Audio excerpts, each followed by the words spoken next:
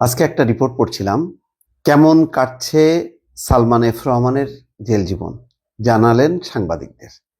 এই রিপোর্টে দেখছি তিনি বলছেন যে নেত্রীর কি বার্তা আছে, এবং তিনি নিজেই এবার বলছেন নেত্রী বার্তা দিয়েছেন সবাইকে রেডি থাকতে।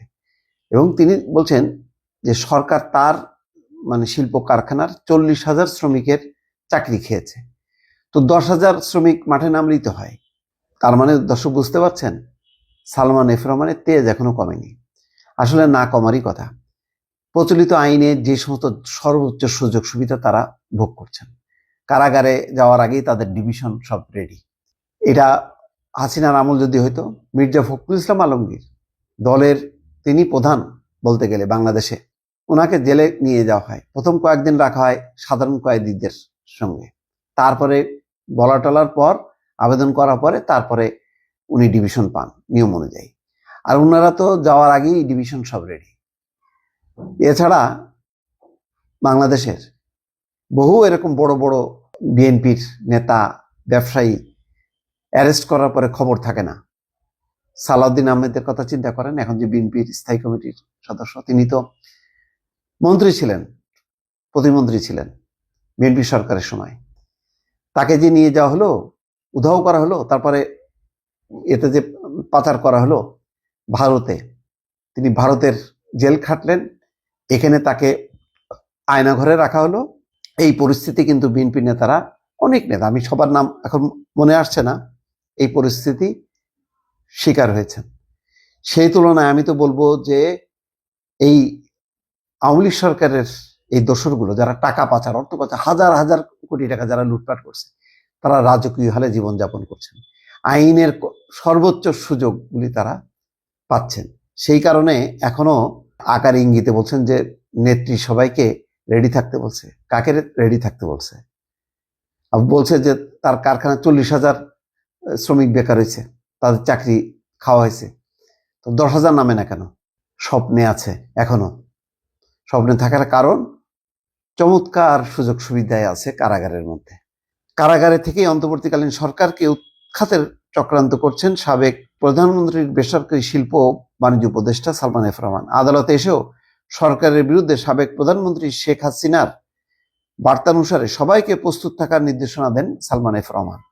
বৈষম্য বিরোধী ছাত্র আন্দোলন কেন্দ্রিক হত্যা এবং হত্যা চেষ্টার বিভিন্ন মামলায় গ্রেপ্তার দেখাতে সোমবার তাকে সহ জুনায়েদ আহমেদ পলক 10 জনকে কারাগারে নিয়ে আয়। জুনায়েদ আহমেদ পলক কিন্তু সাংবাদিকরা কিছু জিজ্ঞাসা করে বলছেন যে না, কথা বলা নিষেধ আছে, কথা বলা যাবে না। বাকিরা হলেন রাশেদ খান মেনন আছেন, ইনু আছেন, তারপরে আরিফ আছে, ফারজানা, রূপা আছে, তাদেরকে আনা হয়েছে গতকালকের কথা। এদিন সকাল 9টা 57 মিনিট থেকে 10টা 22 মিনিট পর্যন্ত ধাপে ধাপে আদালতে হাজতখানা থেকে এই 10 জনকে আনা হয়। আচ্ছা, এই সুযোগে তখনও বিচারক এজলাসে এসে শুনানি শুরু করেন। এই সুযোগে সালমান এফ রহমানের কাছে তার আইনজীবী গোলাম মন্তাজা ও মুকুল সহ কয়েকজন হাজির হন। মন্তাজাকে ডেকে তিনি বলেন, শ্রমিকদের কি খবর, এরা কি করতেছে? সরকার আমার 40,000 শ্রমিকের চাকরি খেয়েছে, 10,000 শ্রমিক মাঠে নামলেই তো হয়। আমি চাইছিলাম কোম্পানিটা চালানো হোক, এখন দেশের যে অবস্থা। এ সময় সালমান এফ রহমান আইনজীবীদের কাছে দেশের পরিস্থিতি সম্পর্কে জানতে চান। তখন তাকে আইনজীবীরা জানান, রোববার ইফতে দায়ী শিক্ষকদের মারধর করা হয়েছে। এখন যে শিক্ষকরা যে ধর্মঘট করছেন, রাতে ঢাকা বিশ্ববিদ্যালয় এবং ঢাকা কলেজের শিক্ষার্থীদের মধ্যে ধাওয়া পাল্টা দেওয়া হয়েছে। শুনেছি 10 জন মারাও গেছে স্যার। আইনজীবীরাও তাকে মিথ্যা তথ্য দিচ্ছে যে 2 জন মারাও গেছে। এই সময় সালমান এফ রহমান মুস্কি হেসে বলেন, নেত্রী কি বার্তা দিয়েছেন, অর্থাৎ শেখ হাসিনা কি বার্তা দিয়েছেন?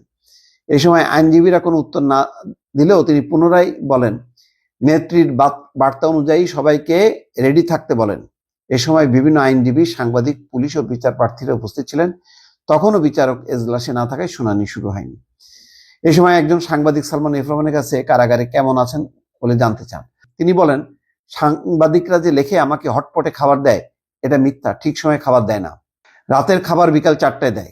এছাড়া কোরআন শরীফ দেয় না, জায়নামাজও দেয় না, ফোনে পরিবারের সঙ্গে কথা বলতে দেয় না অনেক আগে থেকে। আমি ফ্লোরে ঘুমাই। আসলে কি তাই? সে তো ডিভিশন পাওয়া। এগুলো জানি না সত্য না মিথ্যা। এই সময় সেখানে উপস্থিত এক আইনজীবী আল ইমরান যুগান্তরকে বলেন, উনি বলেছেন বেক্সিমকোর 40,000 শ্রমিকের কাজ বন্ধ, বিভিন্ন ফ্যাক্টরি বন্ধ। তিনি বলেন, আমার কোম্পানি বন্ধ করলে আমি করব, সরকার কেন করবে? এসব নিয়ে বিভিন্ন কথা বলছিলেন। নেত্রীর নির্দেশনা অনুযায়ী প্রস্তুত থাকার বিষয়ে কি বার্তা দিচ্ছিলেন জানতে চাইলেন। তিনি বলেন যে এ সময় আমি ছিলাম না। যাই হোক, বোঝা যাচ্ছে বেশ তেজে আছেন এবং বেশ এর মধ্যে আছেন, ভালো অবস্থার মধ্যে আছে। এই জন্য তিনি নেত্রীর বার্তা অনুযায়ী সবাইকে রেডি থাকতে হবে। শ্রমিকরা নামে না কেন, হ্যাঁ, তারপরে ওই যে ঢাকা বিশ্ববিদ্যালয় 2জন মারা গেছে, এসব শুনে খুব উল্লসিত যে একটা বিরাট একটা পরিবর্তন হবে। হ্যাঁ, 5ই আগস্ট যে ধরনের পরিবর্তন হয়েছিল, থাকুক স্বপ্নে। দর্শক ভালো থাকবেন, আল্লাহ হাফেজ।